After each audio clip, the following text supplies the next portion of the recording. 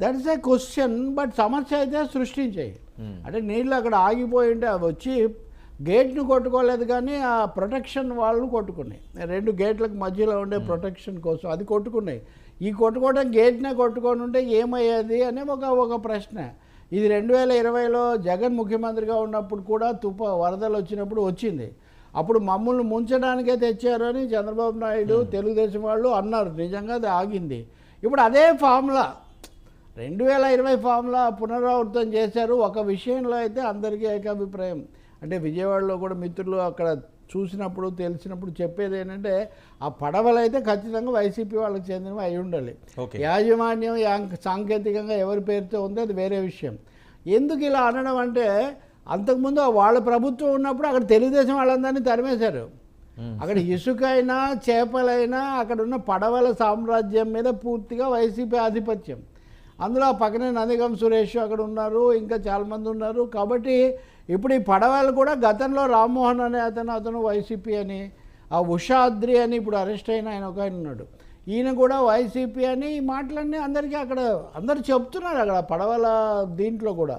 ఇంకోటి కూడా ఆ రోజు ఆయన కడుతూ ఉంటే కూడా నేను నిన్న కూడా చెప్పాను ఈ విషయం మన ఛానల్లో. ఆయన మీరు గొలుసుతో కట్టవే బాబు, అసలే వరదలు అంటున్నారంటే ఆయన ప్లాస్టిక్ తాడుతో కట్టి 3 కలిపి కట్టి. ఇంకో కీలకమైన విషయం, దాంట్లో ఖరీదైన మెషిన్ తీసేశారు. ఓకే, అవి పడవలు మరపడవలు అన్నప్పుడు దాంట్లో ఒక యంత్రం ఉండాలి కదా, అంటే ఖాళీ బోట్లు అండి, ఆపరేటింగ్ మెషిన్. ఆ మెషిన్ లేదు వాటికి. ఓకే, అంటే మెషిన్ లేకుండా ప్లాస్టిక్ తాడుతో కట్టి అక్కడ ఎవరు పెట్టారు అది మీరు దర్యాప్తులో తేల్చండి. పడవలైతే మీవి. ఆ రాజ్యం మీదే ఆధిపత్యం మొన్నటి వరకు మీకే ఉంది. 3 నెలలే కదా కొత్త ప్రభుత్వం వచ్చి అయింది. అది పడవలన్నీ చేతులు మారిన పరిస్థితి ఇంకా ఏం లేదు. గతంలో ఇసుక తరలించడానికి కూడా ఇవన్నీ వాడారు అనే ఆరోపణలు చాలా తీవ్రంగా ఉన్నాయి.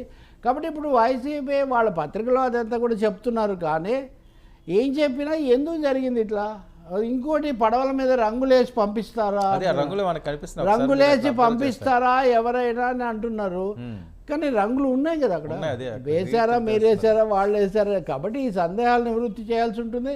ఇంకొకటి, దీన్ని ఫిర్యాదు చేసింది కూడా అధికారి ఫిర్యాదు చేశాడు, నాట్ ఎవరో పార్టీ వాళ్ళు కాదు. మరి నాకు అర్థం కాదు నిజంగా. ఈరోజు వీళ్ళని రాజకీయంగా పట్టుకోవచ్చు, రేపొద్దున ఇంకెవడన్నా దుశ్చింతతో ఇలాగే పడవ వదిలితే కూడా మీరు పట్టుకోలేరా? అసలు ఒక ప్రొటెక్షన్ సిస్టమ్ అనేది బ్యారేజీకి లేదా? ఇది ఒక ప్రశ్న. ఇంకా 4వది, అసలు దీంతోనే మునిగిపోతుందా? డైవర్షన్ కోసం ఇది చేశారు అని వైసీపీ వాళ్ళు అంటారు. అవన్నీ ఏదైనా ఆ పడవల రాజ్యం మీది. ఆ పడవలు కూడా గతంలో కొన్ని మీకు చెందిన వాళ్లకు సంబంధించినవి. 3వది, అది వచ్చిన తర్వాత కూడా ఎవరు ఎందుకు క్లెయిమ్ చేయలేదు? ఇప్పుడు ఏం జరుగుతుందని, నీ పడవ కొట్టుకుపోయింది అనుకో, నువ్వేం చేస్తావు?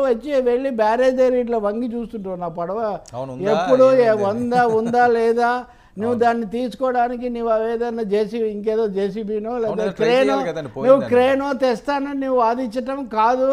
క్రేన్ తీసుకొస్తే ఇక్కడ బ్యారేజ్ దెబ్బతింటుందని అధికారులు నిన్ను అడ్డగించటం.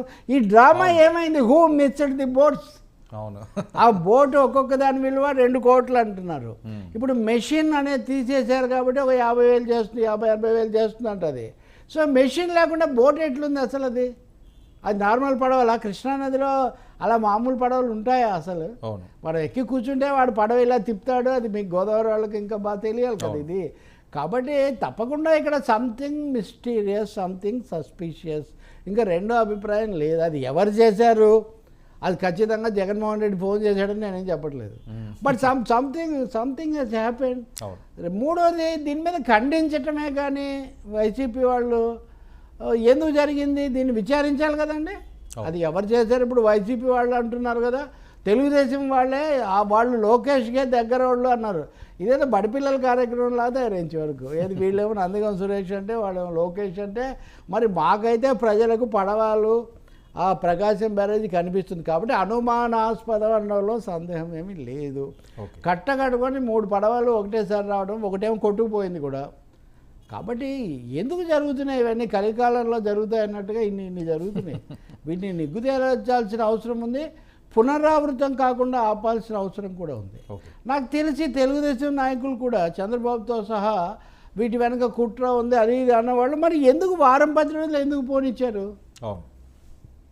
ఇప్పుడు మీరు ఆ పడవ ఫెర్రీ దగ్గర లేకపోతే అక్కడ పడవల రేవు దగ్గర మీరు విచారించాలి కదా ఇవి ఎవరివి, ఇంతకుముందు ఎవరు నడుపుతారు ఇవన్నీ. అవును. కాబట్టి డెఫినెట్గా ఇట్ రిక్వైర్స్ బ్యారేజీలు అనేవి లైఫ్ అండి. నేను అప్పట్లో ఇంజనీర్లతో మాట్లాడితే కూడా చెప్పేవాళ్ళు కొంతకాలం రాకపోకలు కూడా ఆపారు. కనకదుర్గ వారధి కట్టింది కూడా ప్రకాశం బ్యారేజీని కాపాడారు. చాలా రోజులు బ్యారేజీలు అనే వాటిని మామూలు రహదారులుగా వాడకూడదు అని కూడా ఇంజనీర్లు చెప్తున్నారు. సో చాలా తీవ్రమైన సమస్య ఇది. ఓకే సార్, ఏంటి పవన్ కళ్యాణ్ గారు ఆన్ డ్యూటీయా, డిప్యూటీ సీఎం గారు నిన్నంతా కూడా కాకినాడలో హడావిడి మంచిది కదా, ఏలేరు దానికి అప్పుడు వాళ్ళ వల్లే నీళ్ళు వచ్చి అవి ఇవి అన్నారు. మొత్తానికి జనంలోకి వెళ్ళారు. నేను మొన్న కూడా మీకు చెప్పే కదా, అదే ప్రజల నువ్వు పాలిటీషియన్గా కష్టకాలంలో వచ్చినట్టు చూస్తారు కానీ దీనివల్ల